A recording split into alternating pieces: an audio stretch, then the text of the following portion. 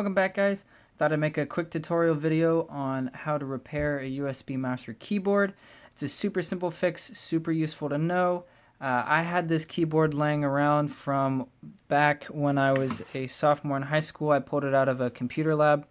Somebody had cut the USB plug off the end of it, and so they just threw it away. So I picked it up because it's a nice keyboard, pretty simple, useful to have.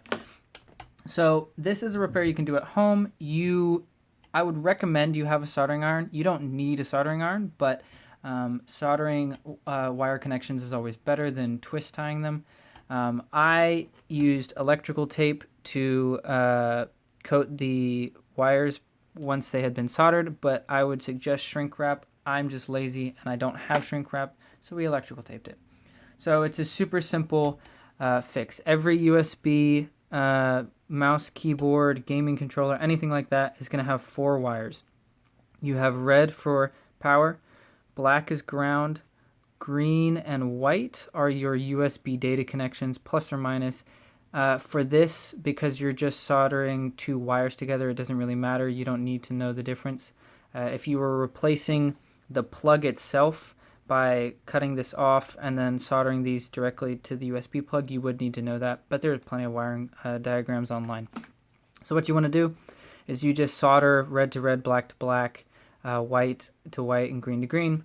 The one thing to note, it depends on the keyboard and the manufacturer, but for instance, this keyboard, the keyboard side of the wire didn't have a black coated wire. It did have a ground, but it wasn't coated in black plastic. It was just straight wire, kind of like what this is.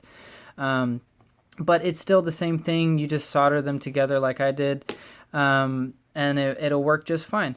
The other thing, just a quick note, this extra wire is not to be soldered to anything. This is just a protective sheathing around the wire strand, so when it's twisted up, it kind of protects the wires. But that's about it. Super simple fix. Obviously, I have lots of time on my hands, so I might be doing a lot more of these tutorials as I fix a lot of the broken stuff that I've just kind of kept around with the intention of fixing one day.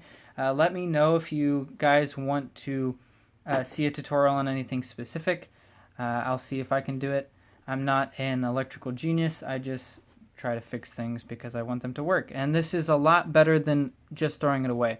So if you have stuff that needs to be fixed, I would suggest fixing it. Learning how to fix it, super useful skill, and it's not wasteful in any way. So I will see you guys later. I have a lot more stuff to fix, so I will be making a lot more videos.